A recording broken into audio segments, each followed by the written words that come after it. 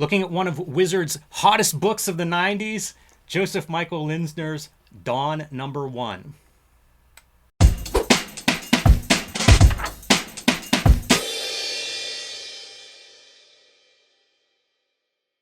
Welcome to your favorite YouTube channel, Cartoonist Kayfabe. My name is Ed Piskor. I'm Jim Rugg. Dawn #1 is under the microscope today, Jimmy, but gotta let everybody know, we are a daily YouTube channel with more than 1,600 videos in our filmography to date. We might have talked about some of your favorite comics, so hit the magnifying glass on the front page of the Cartoonist Kayfabe YouTube channel.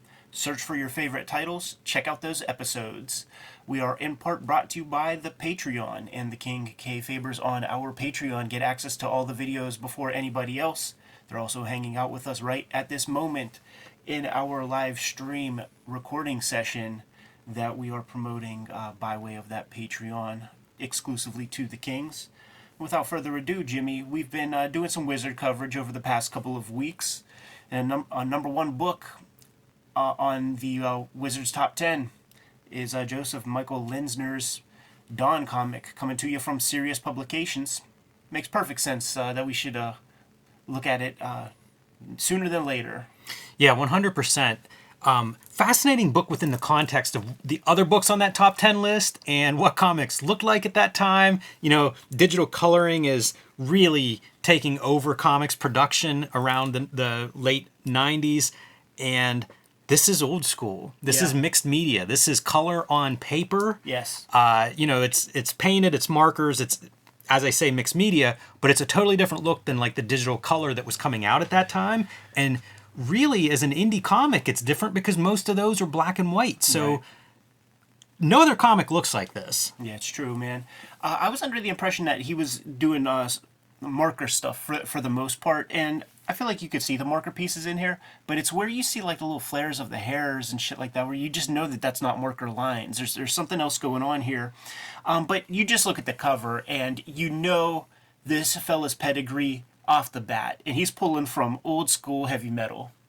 And that is essentially what this comic is and how it reads. It reads like a classic heavy metal style comic. Crossed with the Victoria's Secrets catalog. Well, I mean, it's lingerie is the costume. Go open up a heavy metal magazine, That's Jimmy. fair. Yeah, I guess that's true.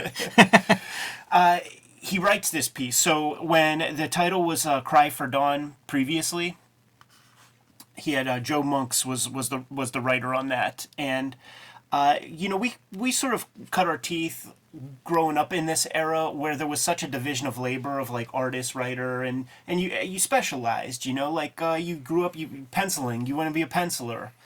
And the guys who also ended up kind of having to write their stories, the writing would be such a separate level of skill than the craft of the art.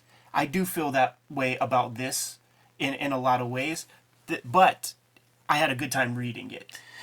One thing about the story here is it's pretty weird compared to a lot of the comics we look at. I didn't know what to expect going into this. Right. I had not read it before. It's something I picked up in the past, probably, you know, flipped through it, whatever.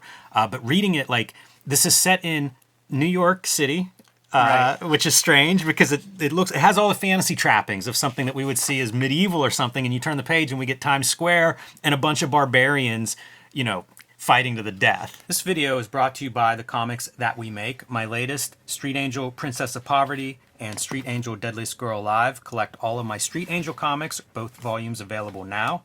True Crime Funnies, BW Zine, and 1986 Zine are my self-published efforts. You can get those at patreon.com/JimRugg or JimRugg.com. And Hulk Grand Design, my contribution to the Grand Design series from Marvel Comics. Ed Piskor's latest, Switchblade Shorties, is now available online. Follow the Cartoonist Kayfabe, Ed Piskor, or Switchblade Shorties accounts to read a daily comic strip featuring the Switchblade Shorties. Hip Hop Family Tree Omnibus, featuring 150 extra pages in addition to the entire Hip Hop Family Tree comic book series. X-Men Grand Design, all 3 volumes now in one easy to find trade paperback. And the latest volume of Red Room, Crypto Killers, and a reminder that all of the Red Room volumes are self-contained. Pick up any volume is the perfect place to begin. And now back to our video. So LARPing in the middle of Times Square. So what's great is we're just thrust into this world, and there are no expository captions to bore us. It's just like, you're in this world, you have to deal with it. You hope that as you continue to read, the world develops a little bit more. The art is obviously, the selling point for this thing, because even the lettering does feel amateurish by just using the ellipse templates, like not giving the lettering like room to breathe. Some of the lettering forms are pretty crude, but look at that art, dude. When I saw this piece, I was thinking directly of like Dennis B. from Warlock 5. That's 100% where I'm at. And it's these little touches, right? Like dawn being in your red cloud sky. Even having some of the contemporary advertisements populating your Times Square. Very interesting. It has that airbrush quality that Dennis Dennis B, we call him. There you go. And I think it's Denny. I think you're right. Some of the qualities that he has in his art and in some of those covers for like the... that whole line of comics has that kind of painted quality. Yeah. And it does make me wonder, like, he must have been aware of Warlock 5, maybe. I think so. So Joseph Michael Linsner is the creator of the Purge movies, right? Because like, right here, who the hell started this anyway? The Saturday night Times Square free-for-all. Kill who you want and take what you can, as long as you do it within a designated area. Yeah, it's so strange. Like, it does... like when I read this, I was like, "Oh, this is something." Yeah, I haven't read that in anything else. Yeah, totally. And after reading it, I'm inspired to read the other 5 issues of this run for sure, to just see where he's going with it. Good use of color, where when you're down there at Times Square at the murder spree, you have your cool blues, but when Dawn shows up, she's got the hot reds. Yeah, easy to follow her through this action. Because of the color. But man, as a relatively young creator, you are doing a lot of lifting. To put this kind of rendering and color on a page. Absolutely. Man, that's a lot to get right. And it has its uncanny pieces. Mm-hmm. Close together eyeballs. Like, it's definitely got some uncanny valley built into it. But the things that he's doing is pretty exciting. Like, look, just like a little spritz of airbrush on top of this stuff. Doesn't waste too much time either. Like one of my criticisms, and we'll have it for a book later, later on. How much of the boring do you have to give me to get to the point where it pays off? And it's like, that was great. He establishes this world. He shows us some cool combat, brings Dawn into it, and I think this is page 5. I think that the pacing of this is pitch perfect. I think in terms of the writing, there's not one sort of profound piece of dialogue. Like, that's the only part that he has to work on. There's nothing that's boring, and there's nothing that I had to read several times to try to figure out what I'm reading. It's just that it's all placid. There's not a real voice in the dialogue, but that's something that you could probably learn over time and figure out over time. But he's giving you these visuals that kind of carry the thing throughout, that you could easily see how this becomes a cult classic. 100%, because it does go back to, if we had the other 9 books on the Wizard Top 10, this probably is the best looking one. I think so. And he's pulling from a very specific era. You could imagine this dude play some D&D. You could imagine this dude's got a bunch of Frazetta books on his shelf. He probably has a nice chunk of heavy metal books. And I don't know that he, doesn't have some stuff airbrushed on the hood of his car or van or something. That's how I want to imagine it. I want to imagine that you can pick his car out of the parking lot at the Comic-Con. But this is a dude that fucks with elves and orcs and stuff. So he had his own kind of wing of comics, because like he was pretty much for a while there the only guy serving that kind of hardcore D&D type fan. Well, the other one is also a serious book, and it'd be Poison Elves. Oh, right. So it's pretty interesting to think, like, I have a lot of questions about Sirius, the publisher of this book. I just don't know them well. Right. But you think of those 2 books as being like a 1-2 punch, man, you're serving a segment of the market that nobody else is. Even the Dawn character, it's sort of up in the air about like what she is. She's kind of a deity, kind of a muse. A goddess figure, right? In lingerie draws. Yes, I had an adult man say lingerie one day. That's how they used to say it at Homestead. The old ladies in Homestead, they called it lingerie draws. You know what else a book like this does is you end up with a female readership. Yeah, and it is like you look at it on the surface, and you know, like the Gen Z kids are like, that is just disgusting, blah blah blah blah blah.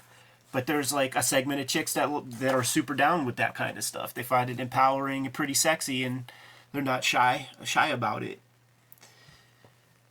Love these skies too. You know, skies are one of the great things if you're painting to have fun with. But also, if you look close, I feel like you can see the marker. Yeah, for sure. In a lot of this stuff. On like both rounds of these pieces, man, which makes you wonder how it's done. I would bet that the interior color for this is probably predominantly marker. Mm-hmm. It's when you get into this stuff, like, you can't do that with marker. Yeah, those hairs are really impressive on the edge of that. I would be very curious to see some of his original art up close. Yeah, the ink line is interesting because it looks like it could just simply be rapidograph. It's a very dead line. Like, the line that builds this guy is the same line that builds that background and stuff. And it's just like he knows that he's going to be doing much of the heavy lifting really in the color. So he just, it's for the barest kind of holding lines. Yeah, it wouldn't surprise me if rapidograph is it, because you do see a lot of straight lines too. And if you're going to do a straight ink line, rapidograph's a pretty good tool to use against a ruler as opposed to, say, a pen nib. And I guess, well, I was going to say maybe he even just colors it on the board, you know, like on over top of the ink line.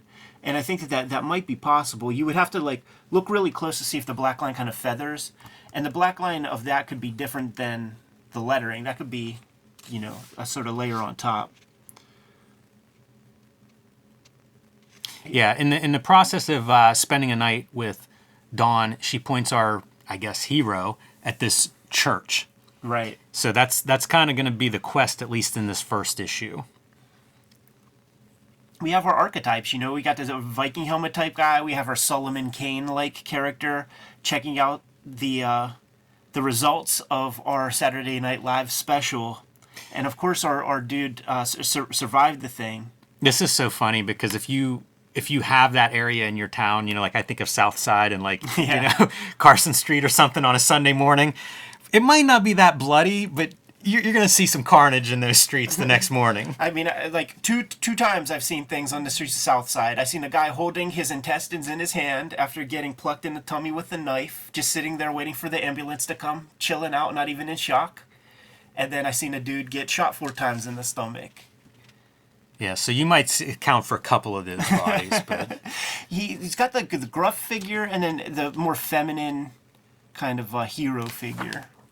Able to do some of the different textures too in this color that he is applying. A little bit, not quite as much as you know. You could. Here's what I will say: I did look ahead in future issues. The dude is just fucking learning more and more and more. Issue 5 is way stronger looking in terms of the color than what we're getting here. It makes sense because, like I say, there's so many plates that you're spinning to make a page that looks like this. Yeah. You know, there's that curve of like you make a comic and you learn a lot in the process, but the more complex your art is and managing color on top of just trying to do storytelling and write the story, it is a lot. It is a lot to try to figure out.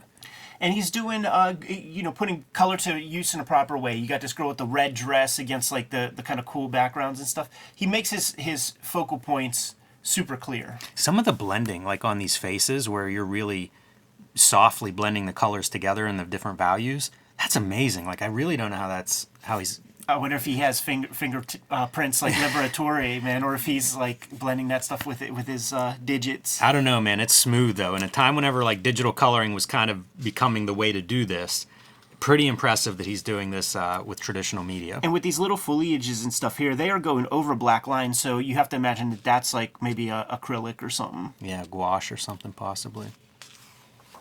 Yeah, some of the whites like on the smokes and everything. Do you think that this is airbrush? Yeah, I do. Yeah, like because he's definitely using airbrush. Like right here, that's airbrush. That kind of shine right there is airbrush for sure. So along his way on the quest, right, he's got to come across like this is Joseph Campbell 101 stuff. You got to kind of come across your goofballs and have your dude show and prove. Great little pose here. Visuals remind me if you saw Stephen King's Gunslinger, like the original versions of that book, right. They would have like some painted illustration stuff, and in some ways this calls that to mind. It would have been about the right timeline as being a formative piece maybe for him too, if he looked at that. I love the church. Yeah. You know, like now you're really getting into some, again, it's another visual that you just don't see in other comics. Right.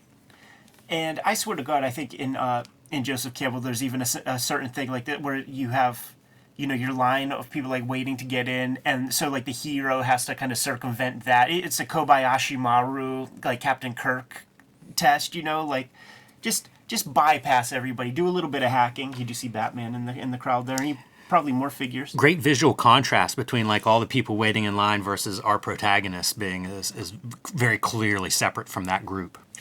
There is something too about these guys. Like I put James O'Barr kind of in this. There's a generation of these guys that kind of pull from other stuff, man. And religion and kind of gothic imagery is part of the stew. And this is, you know, nothing if not a big old gothic piece of architecture. Along the way, you know, he's going to traverse and just meeting like weird, you know, characters on the journey. Super oddity for me is this water concept. You know, like there are these weird foibles of this world. So like a tide is coming in around this church. And it seems like the church is inland. So you know, little bits of weirdness in this world. Yeah, I mean, goes up there, has a little conversation with a gargoyle on the steeple. I love whenever he brings in another color like the blue after being fairly limited in the palette, and then whenever this stuff shows up, it looks very nice on the page. Yeah, kind of like as he's it's a way to sell the passage of time a little bit rather than just showing the guy kind of climbing, kind of going through his like life and showing all the main characters that we've seen so far. But that Dawn figure is the ominous one, the one that's like more ethereal. You know, who is she? What's she about? You're not going to really find that out here. I don't know if you ever really find it out. Yeah, it's so amazing whenever it becomes like full-on vivid color. Really pops. Yeah, but he makes it such a good point, man, to kind of have those subdued backgrounds. Also, this whole sequence, like, okay, I've been climbing up this tower, now I'm going to sit here and eat an apple. That's such a weird inclusion. I got no problem with it, but it's not a scene that he's ripping off from any comics I can think of. Got to get some HP back. It feels like a young writer. You know what I mean? This doesn't feel like a scene that I see very often. That is the thing. Like with what he's selling us is a pretty deft hand at doing tremendous visuals. So maybe you want to like sprinkle some more of that in. But that's the calm before the storm, because you got, you know, we established super high up, and now we got 2 rounds of dudes from either direction coming to we could get our guy down, basically. Wonder if he's got his hands on some European albums, some of the painted stuff. I'm sure. This feels like something that you would find similar in like Humanoids publishing nowadays. Pretty good stuff, man. Yeah, has a showdown, cuts off hurts a few of these church police. Yeah, I don't even know what they are exactly, and then just takes a backward spill off of the church. Bold move, I think. Seems like he climbed up pretty high there. It's the power of Dawn, dude. Selling us on that fall too, you know, like not letting us see the top or bottom of that little citadel. Good move. Color washes over him. Man, that's a weird panel to think of. Like, this is a comic that starts set in New York City, and we're looking at like this body falling off of a tower. Kind of strange to see it now. Yeah. And through magic, wakes up on the ground plane. Yeah, and his sword, which was his father's sword, is broken. It's all the trappings of that old kind of mythology. You can almost see how this would fit at a Comico, which was one of the publishers that was interested in his work early on, and he chose to self-publish rather than go that route. But I think of something like Mage, which is an updating of like, you know, Arthurian legend, and in a weird way, like there's some elements of that here. Yeah, it totally speaks to the kind of fandom like of that era. You know, there were so many comics. Adventurers comes to mind. Man, there was 2 or 3 Silver Wolf comics.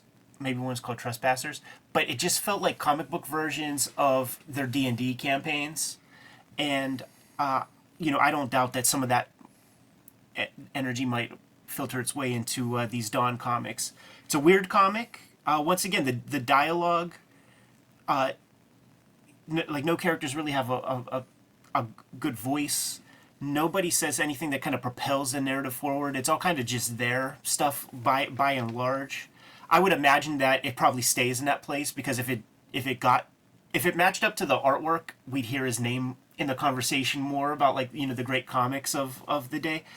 That said, it gave me enough to be curious to see where it goes in the subsequent issues. I will pick up any of his comics I find in dollar bins going forward because I'd like to look at more of this. I'd like to read more of it, and I'm genuinely curious. Like, to show up as like a number one, and I realize he did some comics before this, but I believe they were black and white.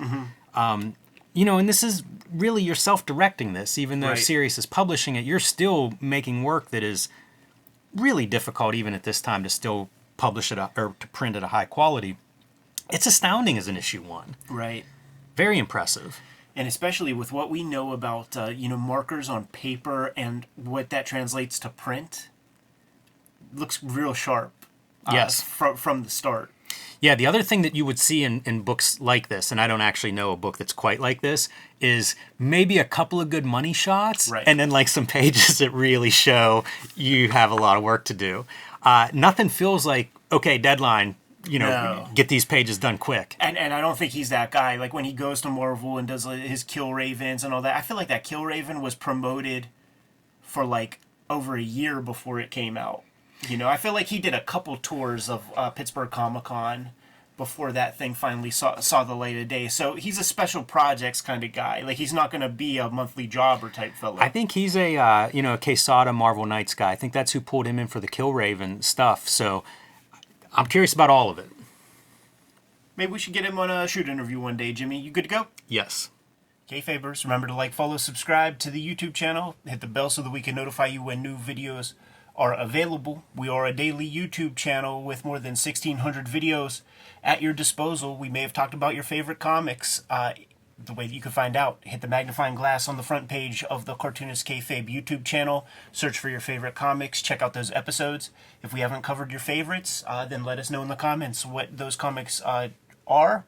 We'll push them a little bit higher on our to-read list. Ultimately, the vids are brought to you by the comic books that we make, and before you is a little sample of the books that we have out in the wild right now.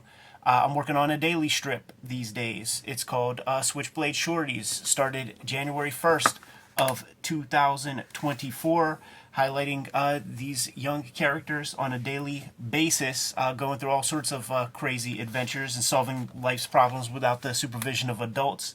But don't get it twisted. It's still an Eddie P comic, which is to say, it ain't that young adult stuff that you're used to.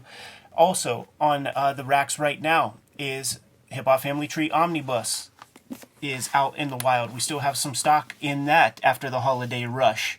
500 plus pages with a bunch of additional material. Thank you guys who have supported the comic already. I saw a lot of these as gifts during the Christmas season. X-Men Grand Design trade paperback, collecting all of my X-Men Grand Design stuff, is out there in the wild right now. And the newest comic to hit the stands in January is going to be Red Room Crypto Killers, the trade paperback that contains the third season of Red Room Comics. 4 stories in here. All stories are completely self-contained. That goes for all of the Red Room trades. So if you see any of these in the wild, scoop them up, give them a shot, then check out more Red Room Comics. Jimmy, what do you have?